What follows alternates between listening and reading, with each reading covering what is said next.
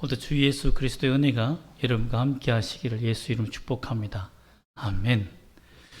여러분, 북극 지역에서 돌덩이 같은 이 바위 이를 깨트리는 방법을 여러분 본 적이 있습니까? 저는 다큐멘터리를 보면서 참 놀랐습니다.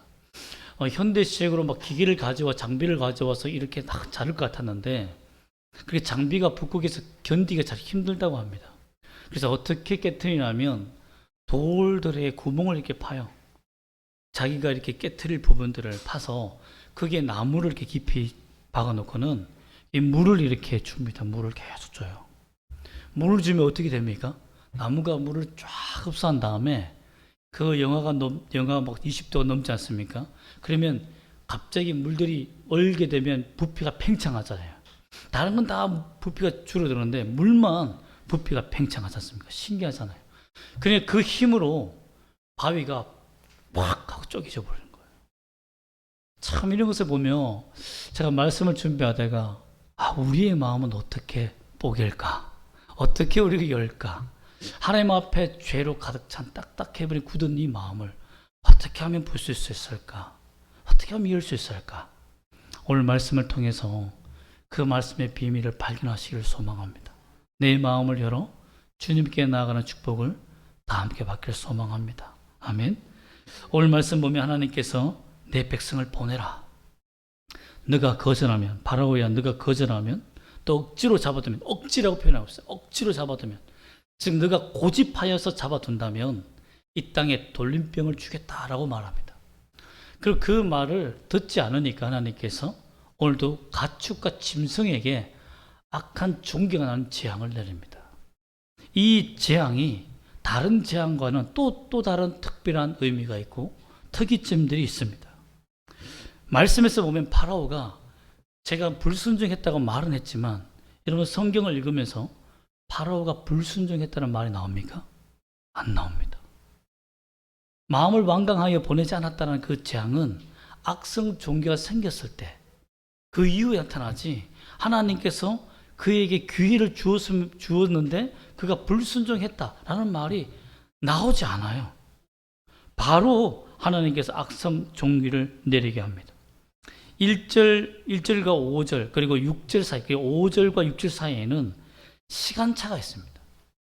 하루라는 시간차가 있어요. 하나님이 말씀하신 다음에 바로 그 이튿날에 재앙이 찾아오는데요. 그 재앙을 선포한 다음에 바로 하루만 생각할 수 있도록. 그래, 회개 기회가 물론 24시간은 굉장히 긴 시간입니다만 사람이 생각하고 고민하고 자신들 지난주에도 배웠지만 이스라엘 백성들을 광야로 내보내는 것이 얼마나 어려운 결정입니까? 왕의 자리를 내놓아야 하는 결정을 하루만 생각하고 내놓는다. 있을 수가 없죠. 우리도 북한이 심심찮으면 ICBM 막 쏘아다니며 하는데 그때마다 NSC가 열려서 계속 연구하고 하는데 전쟁하자라고 하는 이 모든 것들을 하루 만에 결정할 수 있습니까? 결정할 수 없습니다. 국가의 운명을 어떻게 하루 만에 결정합니까? 그런데 하루를 주신 거예요, 하나님. 참 이런 것을 보면 회개의 기회라는 것이 주어지는 것이 우리에게는 찰나 같은 순간일 수도 있겠다. 어떤 사람에게는 많은 시간을 줄 수 있겠지만 어떤 사람에게는 하나님께서 그 기간이 짧을 수도 있겠다. 사실상 파라오는 이런 짧은 순간을, 회개의 순간을 여러 번 주셨습니다. 그럼에도 불구하고 그가 어차피 회개하지 않을 것을 아셨던 주님이 그대로 재앙을 행했다는 것을 알 수 있습니다. 어떻게 보면 파라오가 아무런 반응도 하지 않는다라는 것을 아시고 정말 돌덩이처럼 단단한 이 파라오의 마음을 하나님께서 아시고 재앙을 바로 내리신 것 같아요. 그 재앙이 무엇입니까? 바로 6절에 나타나는 재앙의 모습입니다. 한번 읽어볼까요? 이튿날에 여호와께서 이 일을 행하시니 애굽의 모든 가축은 죽었으나 이스라엘 자손의 가축은 하나도 죽지 아니한지라. 하나님께서 어떤 말씀을 하셨기 때문에 이런 일이 생겼습니까? 파라오에게 보내라. 보내지 않으면 돌림병이 생기는데 그 돌림병을 통해서 구별된 백성 이스라엘은 살지만 이집트인들은 다 죽으리라 라고 말합니다. 이집트의 가축들은 다 죽는다고 말합니다. 근데 하나 과장된 과장법이 있습니다. 그게 뭐냐면 6절에 나타난 애굽의 모든 가축은 죽었으나라고 됐지만 제7재앙에 우박재앙에 가축이 또 나옵니다. 이 말은 뭐냐면 기자가 모세가 기록할 때에 질병에 걸린 모든 가축들은 죽었다라고 표현하고 있는 겁니다. 근데 우리 번역이 모든 가축은 죽었다라고 됐지만 원문에는 그 상황이 질병에 걸린 모든 가축들은 반드시 죽었다라는 것을 의미합니다. 여러분, 우리가 코로나에 걸렸지만 그 전에 델타 걸릴 때는 죽는 확률이 더 많았죠. 그러니까 지금은 죽는 확률이 높긴 높지만 그렇게 많은 사람이 걸렸지만 죽었다는 소식이 막 수없이 나오지는 않지 않습니까? 그런데 만약에 코로나에 걸리면 100% 죽는다. 걸린 사람보다 죽었다라고 한다면 얼마나 무섭겠습니까? 내가 키우는 동물들이, 가축들이 질병에 걸렸는데 기침 한 번 하더니 죽었다. 얼마나 무서운 재앙이겠습니까? 파라오는 얼마나 돌덩이 같은 마음과 의심이 많은지 파견해 보내요. 사람을 7절의 말씀 보면 사람을 이스라엘 땅 고센 땅에 보내어서 정말 우리 땅에만 있는지 이런 재앙이, 그리고 이스라엘 땅에는 혹시 없는지를, 돌림병이니까 확인해 보냅니다. 그동안에 하나님의 능력과 권세를 많이 보았지만 파라오는 아직도 끝까지 이런 마음인 거예요. 우리 이수진 장군처럼 아직 신에게는 12척의 배가 있습니다는 처럼 6신들이 다 망했지만 아직 저에게는 4명의 신이 남았습니다. 이렇게 하면 끝까지 남아있는 신들을 붙드는 거예요. 이집트 신들은 20신이 넘습니다. 20개가 넘어요. 그러니까 대표적인 신들만 하나님께서 집중적으로 공격하신 겁니다. 그럼에도 불구하고 아직 남아있는 신들 때문에 끝까지 의심하고 우리 신인 저 여호와 신을 이기지 않을까라는 미신 속에 빠져 있었다는 것입니다. 그래서 거절한 것이죠. 그래서 하나님은 경고 없이 악성 종기를 내리는데 누구에게 내립니까? 가축과 짐승과, 이는 짐승이란 가축도 포함된 거예요. 죽지 않은 짐승들과 가축들과 사람들까지도 악성 종기가 나타나도록 하나님이 만드십니다. 근데 여기에는 경고도 없습니다. 이번 재앙이 6번째 재앙은 바로에 가서 말해라 이런 것도 없어요. 그냥 바로에게, 좀 이전에 바로 파라오에게 바로 하나님께서 재앙을 내리십니다. 왜 이렇게 하셨을까요? 파라오의 이 돌덩이 같은 미신의 마음은 우리에게는 없습니까?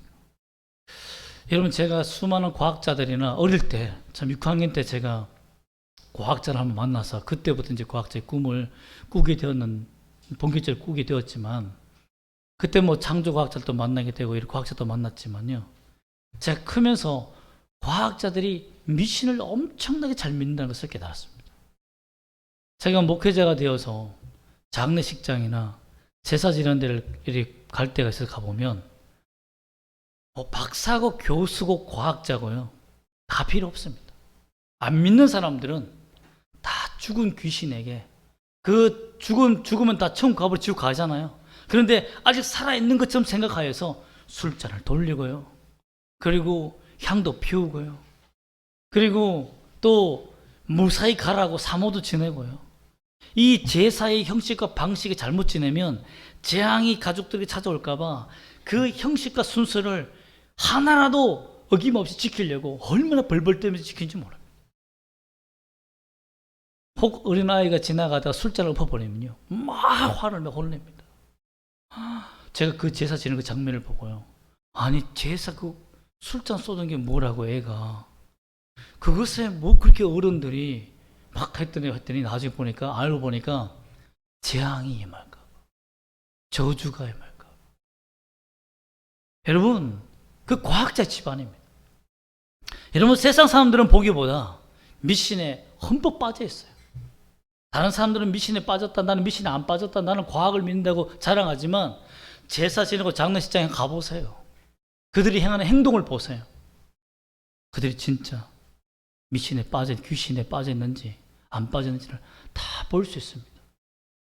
그래서 장례식장에 한번 꼭 장례가 일어나면 장례식장에 꼭 가보십시오. 예수 믿는 사람들의 장례와 믿지 않는 사람들의 장례와 그 마음가짐이 얼마나 다른지. 그들은 알지도 못하는, 자기도 알지도 못하는 그 환경 속에서 미신 속에 마음을 닫고 하나님을 받아들일 수 없는 돌덩이가 되어 있는 거예요. 이런 우리의 생각이 있지 않습니까? 우리도 연초가 되면 토종비기를 보고요, 오늘의 운수를 보고 행운을 점칩니다. 그것을 너무 좋아해요. 과연 그러한 취향 같은 신앙에서 우리가 벗어날 수 있는 길은 뭘까요? 바로의 마음을 깨트려 버릴 수 있는, 파라오와 같은 우리의 마음을 깨트릴 수 있는 비결은 뭘까요? 그것은 하나님께서 주시는 은혜를 보면 알 수 있습니다. 첫 번째는 하나님이, 우리가 6절 말씀도 보았지만, 하루라도 하나님이 무엇을 주었습니까? 파라오에게 회개의 기회를 주었다는 겁니다. 그런데 여기에서 너무 이해가 안 되는 거예요. 이해가 안 되는 부분이 뭐냐면, 목사로서 이해가 안 되는 것이 뭐냐면, 여러분은 이해가 될지 모르겠지만 왜 회개하지 않는 사람에게 하나님께서 구걸하듯이 회개 기회를 주느냐는 겁니다. 왜 회개 시간을 줘요? 몇 번이나 이렇게 회개하라고 줘도 도무지 변화가 되지 않는 이 파라오에게 하나님께서 왜 또 회개를 주느냐, 회개 기회를 주냐는 겁니다. 제가 금요일 날에도 제가 수도사 예화를 들며 설교를 했지만, 한 수도사가 돈을 자꾸 이렇게 빌려오는 친구가 있었어요. 그 다른 옆에 있는 친구가, 야, 쟤 돈 빌려갔는데 안 갚지 않니? 벌써 수 차례다. 그러니 이렇게 계속 빌려주다가 너 진짜 망해. 그게 사기꾼이야. 빌려주지 말라고 옆에 친구가 계속 충고를 합니다. 근데 수도사가 이런 말을 합니다. 그의 본성은 속여서 내 돈을 빼앗아가는 것이지만, 나의 본성은 그를 불쌍히 여겨 그의 말을 듣고, 액면 그대로 그의 말을 듣고 그를 불쌍히 여기고, 그 말을 들으면, 불쌍한 말을 들으면 공감하는 마음이 생기는 그 마음이 내 마음이다. 내 본성이다. 그는 그의 본성대로 살고 나는 내 본성대로 살 뿐이다. 하나님이 그런 분입니다. 세상은요, 속이고 취하고 빼앗고 미신을 섬기며 세상의 방식대로 살아가요. 근데 하나님은 뻔히 알아요. 뻔히 알아도 회개의 기회를 줍니다. 가룟 유다를 제자로 뽑았을 때 예수님이 밤새 철야 기도하면서 뽑은 제자 12명 중에 한 명이 누굽니까? 배신할 가룟 유다입니다. 알면서, 뻔히 알면서 그 귀한 귀중한 사도급 되는 자리를 왜 주신 겁니까? 이해가 도저히 안 됩니다. 정말 자신들을 따르고 나라를 세우는, 국가를 조국하고 개혁하는데 자신과 함께 있는 대통령 옆에 있는 보좌관들을 다른 사람 편 사람을 뽑습니까? 세상 사람들이. 그렇지 않지 않습니까? 자기 등 뒤에 칼을 꽂는 사람을 뽑습니까? 절대 뽑지 않습니다. 근데 왜 하나님의 나라는 정치를 이 모양으로 하느냐 말입니다. 이해가 안 돼요. 그것 때문에 얼마나 다른 제자들이 고통을 당합니까? 어려움을 당합니까? 그럼에도 불구하고 하나님이 한 사람에게도, 악인에게도 본성이, 여호와 하나님의 본성이, 속성이 죄인을 불쌍히 여기는 마음이 있다는 거예요. 그래서 베드로는 하나님은 아무도 멸망치 않고 다 회개에 이르러 구원받기를 원하시는 분이 하나님이다라고 고백하고 있는 겁니다. 그러므로 하나님께서는 다 죄인은 망하고 원수는 벌받기를 기뻐하시는 하나님이라는 것을 그렇게 깨달아서는 안 됩니다. 하나님은 누구나 다 회개하기를 원하십니다. 그렇기 때문에 우리가 회개할 기회를 얻어서 구원받았다는 것이 은혜다라는 것입니다. 여러분, 예수 믿는 것이 1년이라는 시간이 필요합니까? 예수 믿고 구원받는 것이 여러분 한 달의 시간이 필요했습니까? 아닙니다. 예수 믿는 것은 순간입니다. 순간에 믿음이 찾아와요. 내가 그동안 수많은 성경을 배우고 말씀을 배워서 설득되어 온 것이 아니고 갑자기 믿음이라는 것이 확 찾아옵니다. 그 순간에. 그렇기 때문에 하나님께서 24시간 하는 이 긴 시간을 바라오게 준 것은 어마어마한 은혜예요. 하나님의 1분 1초를 아끼지 않고 구원을 베푸시는 그 하나님의 능력의 세계 속에서는 24시간의 이 시간은 엄청난 기회라는 겁니다. 이것을 바로는 몰랐다는 겁니다.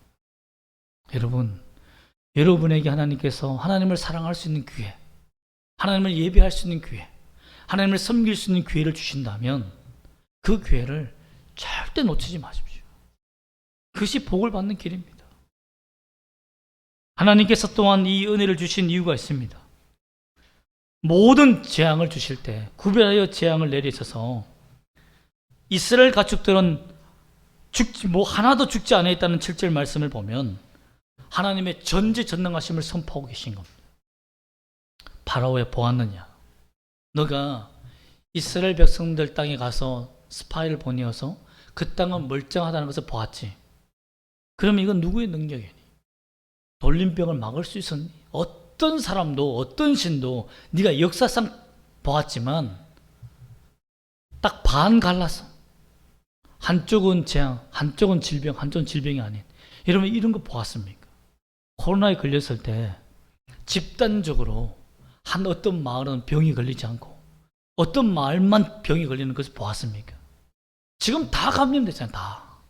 물론 특별하게 집안에 수포 항체를 가지고 있는 특별한 사람들은 걸리지 않지만, 그런 사람도 있지만, 그러나 적군 아군 가릴 것 없이 다 걸리잖아요.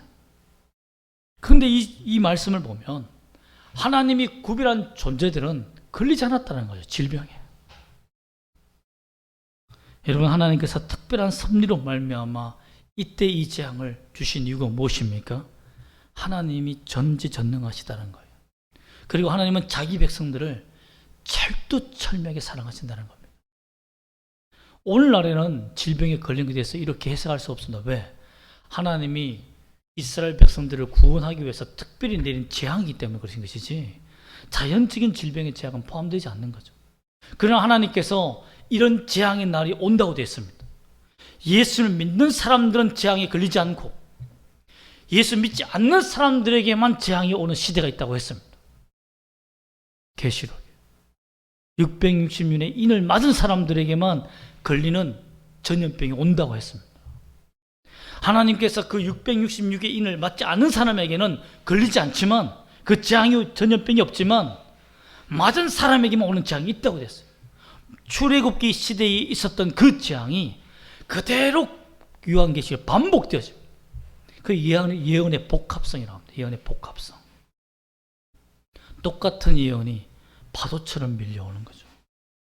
이런 것을 보면 여러분, 하나님께서 마지막 시대에 우리에게 동일한 재앙을 보여주십니다. 그때가 되면 여러분 회개하십시오.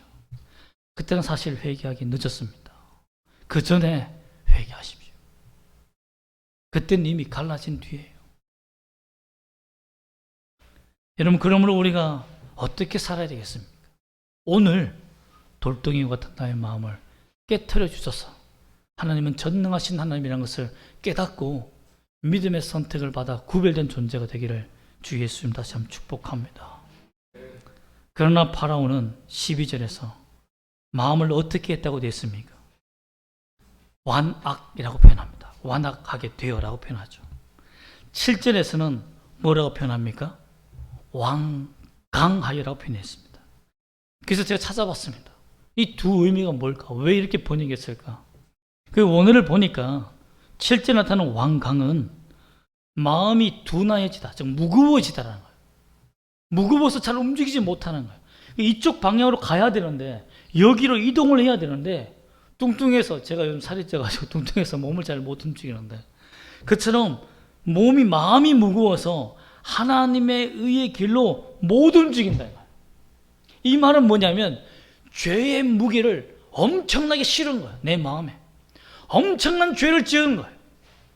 이 죄의 무게가 엄청 커서 하나님의 선한 길로 가게 회개하기가 불가능하게 되었다는 것입니다. 이것이 완강하여라는 거예요. 완강하여.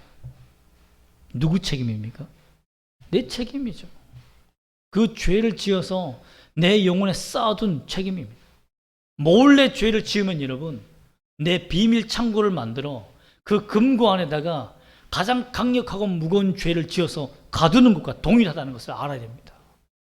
그것을 끄집어내지 않으면 결단코 성령의 충만함을 받을 수 없습니다. 하나님의 은혜를 받을 수 없습니다. 사람은 속일 수 있어요. 남편과 아내와 자식들, 친구들은 속일 수 있습니다.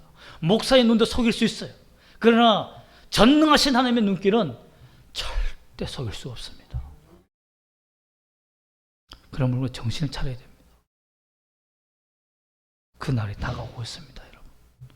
또한 완악이라는 말은 뭐냐면 돌덩이처럼 단단하게 하다는 말입니다. 완악이. 마음이 돌처럼 굳어 파고 들어갈 길이 없다는 거. 이게 완악이라는 거. 우리는 완전한 악이라고 이렇게 악이 충만했다고 표현하지만 원어에서는 단단하게 굳어졌다. 이걸 깨트릴 길이 없다는 거예요. 즉 바라오는 하나님 앞에서 회개의 기회가 온 그 앞에서 자기가 지은 죄, 자기가 그동안 하나님 앞에 범죄한 죄악들을 철저히 회개하지 않고 살았기 때문에 그 마음이 죄로 말미암아 무거워지고 단단해져서 심판의 길 앞에 선 자기 때문에 회개할 기회가 와도 회개하지 않았다는 것입니다. 여러분은 어떻습니까? 우리는 어떻습니까? 하나님께서 회개하라 하면 회개할 준비가 되어 있습니까? 여러분, 그 시간이 오늘이기를 소망합니다. 여러분은 말씀을 듣고 바로 행하는 사람입니까? 나의 마음이 가벼운 사람입니까? 죄의 무게가 없이 가벼워서 주의 말씀을 들으면 바로 움직입니까? 아니면 정말 마음의 변화를 고려합니까? 내 감정이 일어나야 하나님의 말씀은 이거지만 내 감정에 뭔가 이렇게 꿈틀거려야 움직이는 사람입니까? 아니면 그 마음의 고통을 이겨내며 변화를 위해서 한 발짝 내딛는 사람입니까? 말씀은 듣지만 고려할 사항이 많은 사람입니까? 아니면 아예 말씀을 듣지 않으면서 내 생각만 가득 차 있는 우선적인 돌덩이입니까? 죄의 돌덩이입니까? 한번 생각해 보기를 바랍니다. 하나님은 지금도 누구에게나 회개할 기회를 주시고 그러나 절대 강요하지 않습니다. 참 하나님 이게 기가 막혀요. 하나님이 좀 이렇게 강요해서 끌어서 회개시키면 좋을 텐데 막 목을 흔들어서 탈탈 틀어서 죄라도 들춰내면 좋겠는데 파라오에게 행하는 하나님의 행동을 보십시오. 강제하지 않습니다. 강요하지 않아요. 그 선택, 회개할 수 있는 선택은 누구에게 있습니까? 스스로 자원하여 돌아오는 우리에게 있습니다. 성경에서요, 스스로 돌아온다, 자원한다는 것은 정말 사랑이라는 키워드 외에도 핵심적인 키워드입니다. 그게 사랑과 동등해요. 하나님의 말씀을 스스로 묵상하는 자는 하나님을 사랑하기 때문에 아닙니까? 여러분, 남의 연애 편지를 보면서 사랑을 느낍니까? 그건 변태죠. 그렇지 않습니까? 남의 사랑의 편지를 읽으면서 와, 이 여자가 나를 사랑하는 것 같다라는 이런 마음을 가진다는 것이 그건 이상한 사람 아닙니까? 그러나 여러분, 사랑하는 사람의 편지를 읽으면 연인들은 가슴이 뛰죠. 그래서 읽는 것 아닙니까? 계속 읽어요. 요즘 우리 어떤 사람은 그럴 거 아닙니까? 막 사진 찍어놔는 거 보니까 막 계속 볼 거 아니에요. 그죠? 카톡에 있는 글도 계속 볼 거 아닙니까? 저도 그런 때가 있었습니다. 지금도 그런 마음이 있습니다. 그만큼 하나님에 대한 사랑이 충만하면 하나님의 말씀에 대해서 읽지 말라고 해도 화장실 가서 몰래 읽습니다. 여러분, 북한에 있는 친구들은, 우리 어린아이들은 성경이 없잖아요. 성경이 발각되면 다 죽으니까 성경을 다 암송합니다. 너는 마태복음 어리니? 누가복음 어리니? 마가복음 어리니? 마가복음 어리니가 제일 낫겠네요. 제일 짧으니까. 요한복음 어리니? 그 나머지 서신서를 떼거지로 이렇게 뭉쳐서 외우는데, 여러분, 그들을 다 숙청하고 죽여도요, 김일성부터 김정은까지 시대에 있어서 15만 명이 아이들이 숙청당했습니다. 기독교인들이 하루에 300명씩 죽여서. 그런데 아직도 그리스도인이 살아남는 이유가 무엇인 줄 아십니까? 성경을 다 불태우고 다 없애도 외우는 아이들이 나와서 성경을 다 외우니까 그게 구전되어 있는 거예요. 여러분, 그러니 망하지 않고 사는 거죠. 하나님 말씀을 외우고 암송할 때 기쁘다는 거죠. 여러분, 참 우리는 그런 마음이 있습니까? 예수님께서도 헌금을 하는 부자들을 칭찬한 게 아닙니다. 스스로 자원하여 자기 생활비 2랩돈을, 얼마 되지 않는 4만 원 겨우 되는 돈을 하루 벌어서 내 자식에게 먹여야 할 그 돈을, 그것을 하나님께 그대로 다 넣었을 때 하나님이 나를 사랑한다, 하나님을 사랑하는 그 마음이 뜨거워서 생활비 전부, 인생 전부를 넣었다라고 칭찬하지 않았습니까? 우리가 돌덩이 같은 이 마음을 깨뜨리는 비결이 뭡니까? 주님을 사랑하는 겁니다. 주의 말씀을 듣는 거죠. 여러분, 그러므로 진정한 사랑 속에서 하나님을 순종하는 것은 주의 말씀에 자원하여 이끌림을 받는 겁니다. 그리고 그것을 좋아하고 즐거워하는 거예요. 여러분, 저도 운전을 하지만 차가 고장나고 문제가 생기면 어떤 차를 부릅니까? 견인차를 불러요. 견인차를 타면서 자기가 시동 걸지 않습니다. 내가 시동 걸면서 내가 핸들 돌리지 않아요. 후진 기어 넣고 막 하지 않아요. 왜? 그럼 견인차가 다쳐요. 둘 다 죽습니다. 둘 다 다쳐요. 견인 아저씨가 뭐라고 합니까? 운전석에 타고 있으면, 아니면 견인차에 태우든지 아니면 내 차에 타면 시동을 끄라고 말합니다. 기어를 중립에 넣으려고 말아요. 어떤 것도 조작하지 말고 핸들도 만지지 말고 그냥 가만히 있으라고 말해요. 가만히. 비싼 깜빡이 켜고 그냥 가만히 있으라고 그랬어요. 여러분, 주의 말씀에 이끌려가는 사람이 그렇다는 거예요. 주의 사랑에 이끌려가는 사람이 말씀에 반응하는 속도와 말씀에 반응하는 행동과 모습이 자꾸만 내 생각이 가미가 돼. 내가 운전대를 자꾸 시동을 걸려고 해요. 그게 위험한 행동이라는 것입니다. 그대로 하나님 말씀대로 한번 행해보세요. 하나님이 살아계시는 거. 여러분, 하나님은 살아계십니다. 순종한 모세와 하나님을 사랑하여 그 말씀 그대로 순종한 모세와 이스라엘 백성들은 생명을 구별하여 받았습니다. 그러나 불순종한 이집트인들은, 파라오와 이집트인들은 어떻게 됐습니까? 짐승과 가축과 사람까지 고통당하며 죽음을 맛보았습니다. 여러분, 이것이 하나님의 법칙입니다. 지금은 그 법칙이 잘 보이지 않는 것 같지만 여러분, 죽어보세요. 딱 죽는 순간 지옥과 천국으로 가를 때, 그때는 하나님 봐달라고 해도 소용이 없습니다. 그냥 끝이에요. 끝입니다. 그러면 여러분, 우리가 불순종한 자들이 되어서 살지 말기를 원합니다. 우리는 늘 언제나요, 사도 바울의 고백이 필요합니다.